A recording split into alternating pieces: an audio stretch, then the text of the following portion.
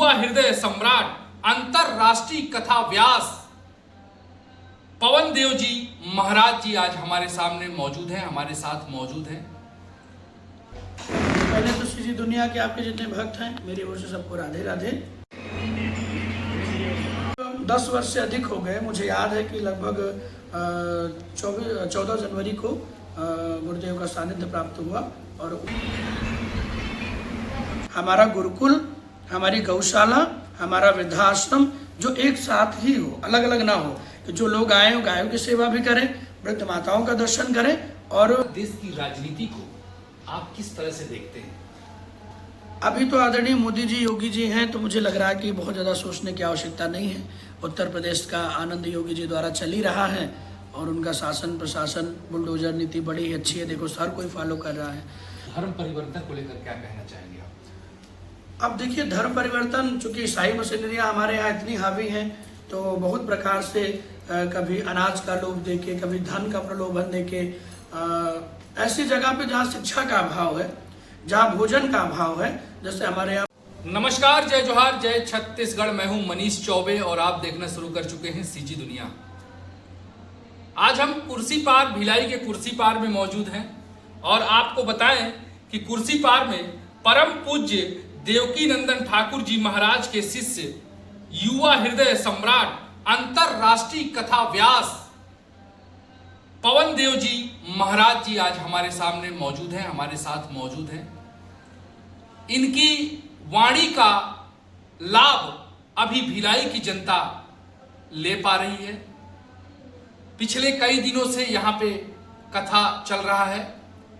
आपको बताएं कि ये जिस भवन में हम अभी मौजूद हैं, जिस भवन में स्वामी जी मौजूद हैं, ये भवन अग्रवाल समाज के द्वारा बनाया गया है। अग्रसेन भवन इसका नाम है और गोयल परिवार जो है वो इस कथा का आयोजन करा रहा है और इसका लाभ हजारों लाखों लोग उठा पा रहे हैं।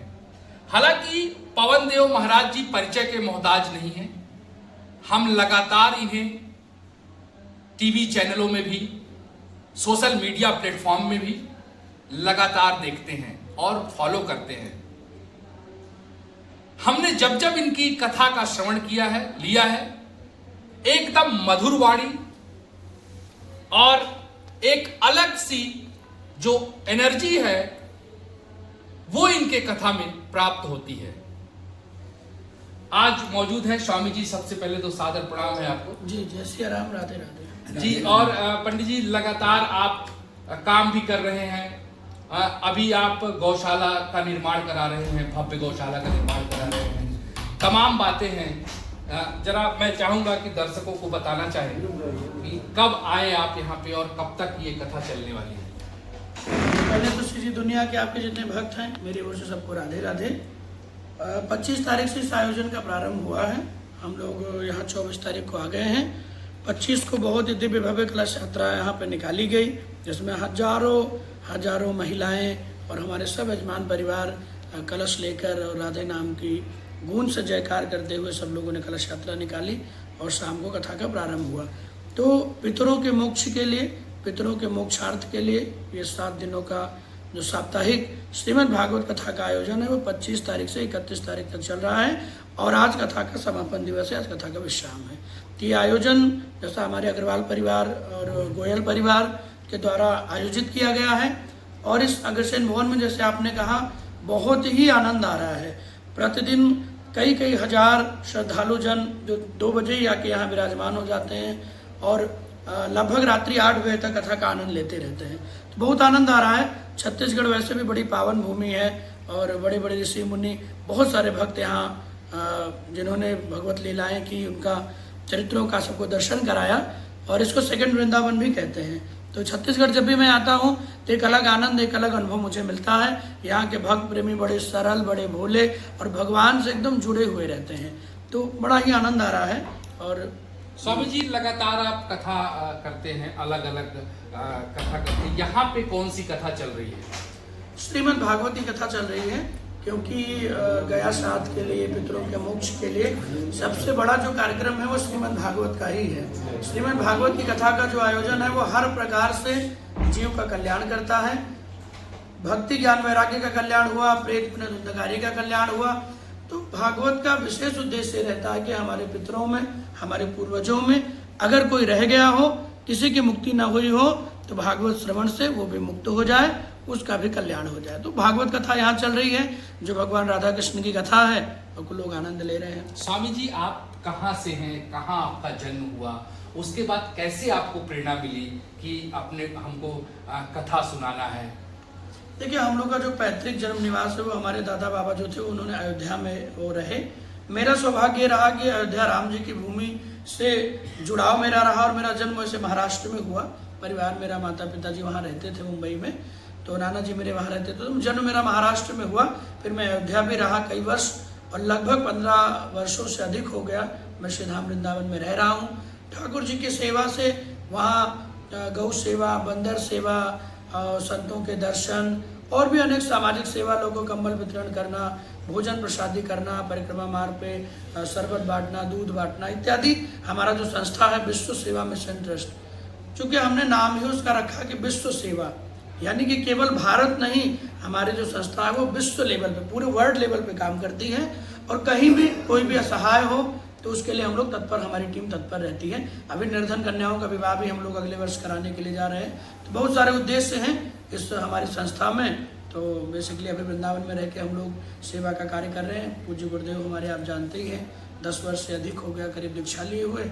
और अभी चूँकि अयोध्या पैतृक भूमि है, हमारे दादा बाबा पूर्वज वहाँ रहे और उनका आशीर्वाद मिला। तो अभी राम जी के मंदिर बनने के बाद अभी अयोध्या में भी हम लोग का मन भाव है कि एक विशाल वृद्धाश्रम, एक गौशाला और एक वैदिक गुरुकुल का हम लोग निर्माण कराएं, जिसमें गायों की सेवा हो, आश्रम में वृद्ध माताओं की निःशुल्क सेवा हो, और गुरुकुल में कोई भी अनाथ बच्चा हो, किसी भी जाति पंथ का हो, वो आए, निःशुल्क शिक्षा ग्रहण करे। कब, कितनी? 10 वर्ष से अधिक हो गए। मुझे याद है कि लगभग 14 जनवरी को गुरुदेव का सानिध्य प्राप्त हुआ, और उसी महीने में हमने गुरुदेव से दीक्षा ली।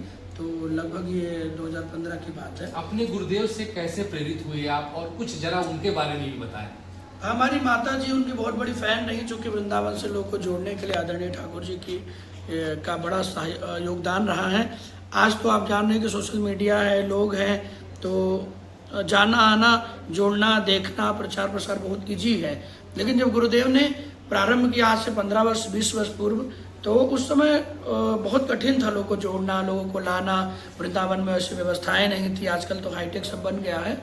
तो उन्होंने अपनी कथाओं के माध्यम से लोगों को व्रज की महिमा, श्री राधा रानी की महिमा, बांके बिहारी जी के चमत्कार और कैसे कृष्ण कृपा करते हैं आदि आदि प्रकार से दिल्ली, मुंबई, देश विदेश में कथा करके लोगों को जोड़ा। तो हमारी माता जी भी उनको बहुत सुनती थी, और मेरा भी गुरुदेव से कहते हैं ना कि कहीं जुड़ाव होता है तो बचपन से वो चीज़ें चलती जाती हैं। तो हम भी उन्हें देखा करते थे, और लगता था कि कभी गुरुदेव के सानिध्य में रहकर क्या मैं भी अपनी वाणी से भगवत सेवा कर पाऊँ, लोगों को अच्छे मार्ग से जोड़ पाऊँ, लोगों को बुरे मार्ग से हटा के अच्छाई में लगा पाऊँ, धर्म का प्रचार करूँ, सनातन की महिमा को गाऊँ। तो माता जी की प्रेरणा थी, उनका आशीर्वाद मिला, और हम लोग वृंदावन गए तो ठाकुर जी का सानिध्य मिल गया, और बहुत लाड, बड़ा स्नेह मुझे उन्होंने दिया। और कम ही समय में गुरुदेव और बिहारी जी की कृपा से मैं लगभग आज 12 वर्ष हो गए, लगभग 27-28 वर्ष की मेरी उम्र है, और 12 वर्ष से अधिक मुझे कथा करते हो गया। तो 15-16 वर्ष का मैं था तो कथा मैंने प्रारंभ कर दी, और तब से ये निरंतर जो यात्रा है सनातन की वो चल रही है, और जिसमें हम लोग धर्म परिवर्तन के खिलाफ बोलते रहते हैं। कई प्रकार की ऐसी चीज़ें हैं जिसमें हम लोग बार बार आवाज़ उठाते रहते हैं, और बार बार मुझे अपने गुरु का आशीर्वाद और उनका साथ हमेशा मिलता। उन्होंने कहा कि बेटा तुम करो, जो होगा हम तुम्हारे साथ हैं। और आगे का क्या है पंडित जी? इतना बड़ा संकल्प लिया है आपने, जो अयोध्या में अभी आप कर रहे हैं, गौशाला प्रारंभ करने जा रहे हैं, कैसे मन में विचार आया, और अभी कहाँ तक वो कार्य पहुँच पाया है, और आगे कितना बड़ा भव्य रूप उसे देना चाहते हैं आप? वृंदावन में रह के हमने सेवा प्रारंभ की, तो हमने वहाँ देखा कि आदरणीय बड़े बड़े कथावाचक जो हैं, साधु संत, ऑलरेडी वो वहाँ सेवा कर रहे हैं। बंदर वहाँ आनंद ले रहे हैं, गरीबों की सेवा हो रही है, कंबल वितरण हो रहा है। क्योंकि वृंदावन ठाकुर जी की ऐसी पवित्र भूमि है कि जहाँ भक्ति देवी नृत्य करती हैं, भगवान रोज रास रचाने आते हैं। तो वृंदावन में लोग सेवा कर ही रहे थे, तो हमारी टीम और हम लोग ऐसे एक दिन बैठ के चर्चा कर रहे थे कि अयोध्या में ऐसा कोई सेवा का कार्य इतने बड़े लेवल पर नहीं हो पाता, या वृंदावन में इतने बड़े बड़े कथावाचक हैं, जैसे प्रेमानंद जी हैं, अनिरुद्धाचार्य जी हैं, हमारे गुरुदेव हो गए, और बहुत सारे वहाँ पे जिनका आशीर्वाद मुझे मिलता है। तो हम लोगों ने ये प्लान बनाया कि क्यों ना मैं अपनी पैतृक भूमि से उसको प्रारंभ करूं, जहां से मेरे दादा बाबा का जुड़ाव है। लोग भी, मैं घर जाता हूं तो लोग मुझे देखना चाहते हैं, जुड़ना चाहते हैं, तो उनकी भी एक आस्था है कि हमारा बच्चा है तो एक अच्छा काम करेगा। तो मुझे लगा कि अगर वृंदावन में तो जो चल रहा है वो चल ही रहा, अगर एक बड़े लेवल पर हम लोग अयोध्या में इसका प्रारंभ करें तो शायद अयोध्या का नाम दुनिया में है, लेकिन ऐसा नाम नहीं है कि कोई वहाँ ऐसा भंडारा चला रहा है या ऐसी बहुत बड़ी गौशाला या चीज़ें हैं। बाकी तो साधु संत वहाँ कर ही रहे हैं, हमारे जितने भी आदरणीय हैं। तो ऐसा मेरे मन में आया कि क्यों ना मैं ऐसी पहल करूं, मुझे देखकर शायद और लोग भी इस पहल में जुड़े, और लोग जुड़े। हम लोगों ने 1 वर्ष पूर्व जो अयोध्या में ज़मीन लिया, रजिस्ट्री कराई ट्रस्ट के नाम से, और उसके बाद भूमि पूजन का कार्य प्रारंभ भी होना था कि कुछ मुश्किलें आई, जैसा हर अच्छे काम में आती हैं, तो वो रुक गया। क्योंकि ज़मीन कम थी, बगल में किसी का विवाद था, क्या था, तो उन्होंने और ज़मीन दिया नहीं, तो मुझे लगा कि 1 बीघा में काम नहीं होगा, तो हम लोग और बड़ा 10-15 बीघा का ज़मीन ढूंढे, जहाँ हमारा गुरुकुल, हमारी गौशाला, हमारा वृद्धाश्रम जो एक साथ ही हो, अलग अलग ना हो, कि जो लोग आए वो गायों की सेवा भी करें, वृद्ध माताओं का दर्शन करें, और गौशाला में गाय से भी जुड़ें, और गुरुकुल में बच्चों से भी जुड़ें। तो ऐसा योजना बनी। दिसंबर में उसका भूमि पूजन था, किन्हीं कारण से वो थोड़ा आगे बढ़ गया है। अभी हम लोग भूमि और ढूंढ रहे हैं, तलाश कर रहे हैं। तो मुझे ये उम्मीद है कि इस वर्ष के लास्ट में या शायद मकर संक्रांति के बाद 2026 में हम उसका कार्य प्रारंभ कर देंगे। जी बिल्कुल। स्वामी जी, आज की युवा पीढ़ी जो है वो आध्यात्म से जरा दूर होता जा रहा है, तो किस तरह का संदेश देंगे आप? अगर कहा जाए कि एक संदेश दें स्वामी जी आप हमारे चैनल के माध्यम से, आज की युवा पीढ़ी किस तरह से कनेक्ट हो आध्यात्म से? मैं बहुत तेजी से धर्म के प्रति जुड़ रहा है, लेकिन यह है कि धर्म से जुड़ना, धर्म को धारण करना, कथा सुनना और कथा को जीवन में उतारना, ये अलग अलग विषय है। तो जितने भी हमारी युवा पीढ़ी है, भाई बहन है हमारे, जो कथा से जुड़ रहे हैं, मेरा ये निवेदन है कि वो जुड़े तो भगवान से जुड़े, भगवान को माने, अपनी आस्था को बनाएं, और कभी भी भक्ति करके कुछ मांगने का प्रयास न करें, क्योंकि भगवान धन वैभव सब दे देते हैं, अपनी भक्ति नहीं देते। जिसके जीवन में भक्ति ना हो उसके जीवन में शांति नहीं है। कोई तन दुखी, कोई मन दुखी, कोई धन बिन रहा तो दास, थोड़े थोड़े सब दुखी, सुखी राम को दास। जो भगवान का हो गया, जो जुड़ गया, वो आनंद हो गया। भले एक टाइम भोजन करेगा, लेकिन भक्ति में है तो वो सुख में है, शांति में है। तो युवा पीढ़ी जो तुरंत चाहती है कि अभी माला करें, अभी मिल जाए, उनको थोड़ा धैर्य रखने की जरूरत है।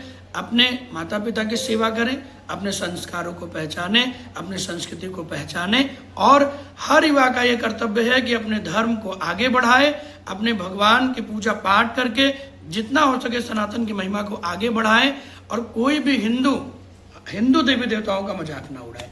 तो युवा पीढ़ी से मेरा यही निवेदन है कि आप भगवान से जुड़िए, और आप जुड़ेंगे तो निश्चित आपको हर वो चीज प्राप्त होगी जो आपकी मनोकामना है। स्वामी जी, धर्म परिवर्तन को लेकर क्या कहना चाहेंगे आप? अब देखिए, धर्म परिवर्तन, चूंकि ईसाई मशीनरियाँ हमारे यहाँ इतनी हावी हैं, तो बहुत प्रकार से कभी अनाज का लोभ देके, कभी धन का प्रलोभन देके, ऐसी जगह पे जहाँ शिक्षा का अभाव है, जहाँ भोजन का अभाव है, जैसे हमारे यहाँ पूर्वोत्तर में है, जहाँ पे लोग इतने पढ़े लिखे नहीं हैं, तो कुछ लोग जो अलग संप्रदाय से आते हैं, जो अलग मजहब से आते हैं, वो थोड़ा धन देकर, थोड़ा अनाज देकर उन्हें बरगला देते हैं, धर्म परिवर्तन करा देते हैं।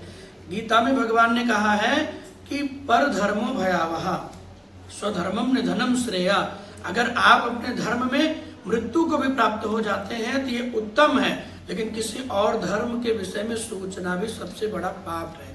इसलिए कभी भी किसी अवस्था में किसी भी व्यक्ति को अपने धर्म का त्याग नहीं करना चाहिए। धर्म है तो जीवन है, धर्म है तो संस्कृति है, धर्म है तो हर प्रकार का आनंद, हर प्रकार का त्यौहार, हर प्रकार का उत्सव है।